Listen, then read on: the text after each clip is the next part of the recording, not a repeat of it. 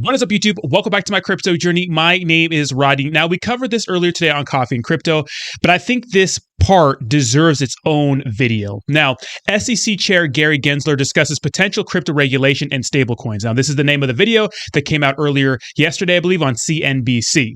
Now, regulation is coming.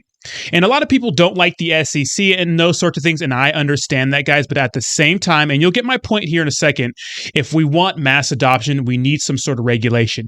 Too many scam projects have the ability to pop up, promise us the world, scam everybody for their money, go out of business and say, oh, we just failed.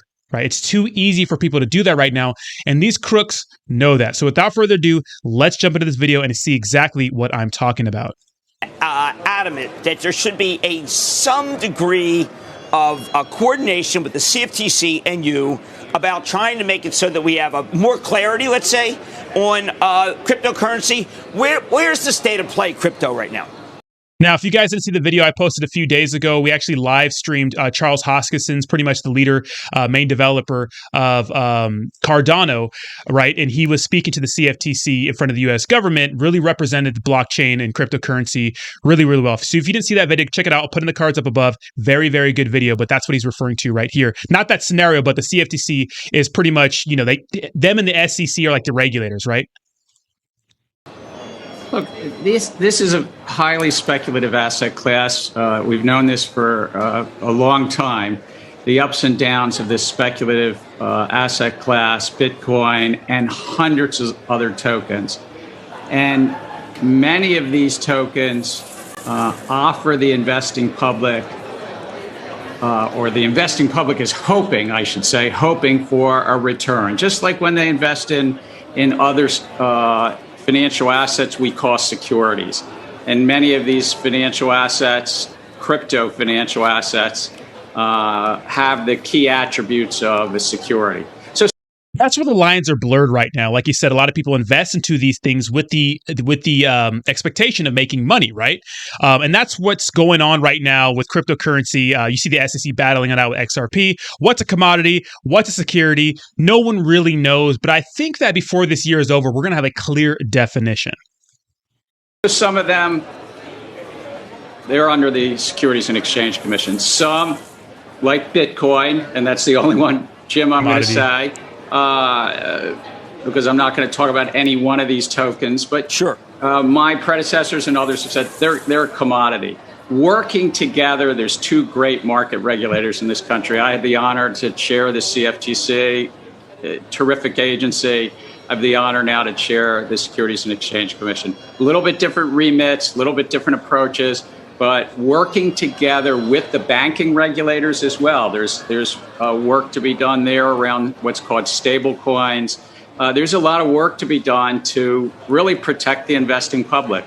And many of these tokens right now are trying to operate, they're potentially non-compliant, and I'll leave it at that, Jim. Okay, well, what he's pretty much saying is that, you know, there needs to be some sort of insurance for the investor because, yes, look, you can invest into any company in the regular world and it could fail and then you could lose all your money. Yes, but some of these projects are blatant scams and they prey on the naivety of investors. And that's the truth, right? So there is some sort of protection when it comes to regulation, right? That's what they want. I know a lot of people like say the government wants more control. I understand that, guys, but as long as they don't overstep boundaries, I think that this is a good thing for crypto. So let's continue. one of the things that I love about what you've always believed in is transparency. You mentioned stablecoin. I did not bring that up, but there is one that is regarded as being perhaps not as transparent as we'd like, which is called Tether. And it's very big, about 60 billion. If they told us what they were really in, what they had their money in, wouldn't that be better for everybody? Look, transparency is a key part of the investing formula. It's kind of part of the basic bargain that you get to, on a quarterly basis, know something about the companies. And if material events happen, like they do all the time, then companies make additional filings called 8K filings, and the public gets to decide what risks they want to take. That's the basic bargain. Similar to stable coins, we have something called money market funds. And in money market funds, you get to see what's underneath the hood, what's really below that one-to-one relationship, where in a money market fund, the public has come to understand that, except for in very unusual times, they get $1 for $1. Or at banks as well. Stable coins have similarities to bank deposits, that you have something standing behind that relationship. What they're talking about is Tether, right? So Tether is one of the bigger stable coins in the cryptocurrency world right now. I think it's number 3 when it comes to cryptocurrencies by market cap. And it's a stable coin, right? It's supposed to be pegged 1-to-1 for the US dollar. Now, the issue is that, as you can see right here, it's slightly under $1. That's not terrible.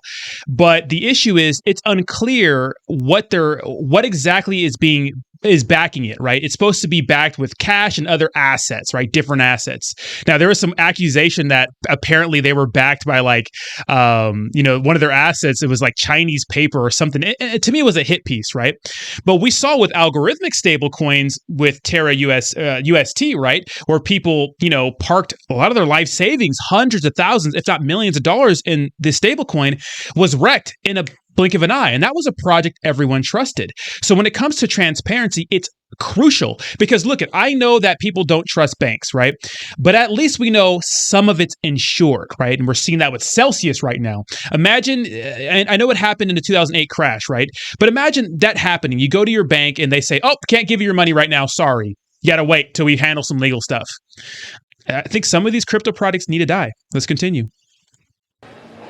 Okay, well, one of the things that happened, and I sure hope that that clarity and transparency occur, but one of the things that happened, at least in many of our lives, I've had all my life had my money with Fidelity.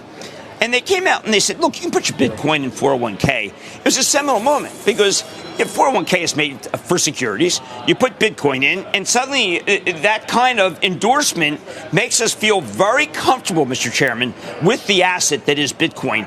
Are we too comfortable? Look, there's a lot of risk in crypto. There's also risk in the classic securities markets. What we have in the U.S. is we have this concept that you have market regulators like the CFTC and SEC to help protect the public against fraud and manipulation in the markets. And when there's a group of entrepreneurs that are selling something to the public, who are saying to the public, come here, come hither, we've got this great idea, that when you do that, say Tama. But what he's talking about is like, hey, like Fidelity, right, is offering Bitcoin as part of your retirement plan. So to me, that's the writing's on the wall when it comes to mass adoption for crypto. It's just about how fast can we get the regulation done. But he's right. There's too many products saying, come over here, man, invest over here. We got all these good things for you. And then these motherfuckers rug pull, right? You've got to have basic disclosures, full and fair disclosures. That's what the SEC does. That's what we do really well. It's less so, in the oil markets or the wheat markets that the CFTC has. And so that's what we have. And right now you have hundreds, if not thousands, of these crypto tokens that have the basic attributes of raising money from the public and having a group of entrepreneurs that you might have on your show saying, come hither. We've got a good idea for you. And that's okay in America if you comply with the laws. And we've got, unfortunately, a lot of projects that are non-compliant. Shepard Smith here. Big deal. There's a lot. I cover this so much. It's not easy to register with the SEC. It's just not. It's just not easy to do that. And sometimes a lot of these people that are, getting out ahead of these projects and talking about these projects and promoting these projects, they have criminal backgrounds. And if things were to go by like, regular, registering and whatnot, they wouldn't have a project.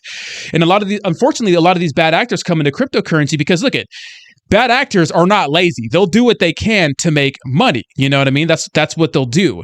And so they see an opportunity to hop on something that's lucrative and unregulated right now. And unfortunately, a lot of people get wrecked along the way. So let me know what you think in the comments down below. I think it's a very good video. I'll put a link to the full video in the description down below. Give it a watch. Thank you so much for watching, and I'll talk to you soon. Peace.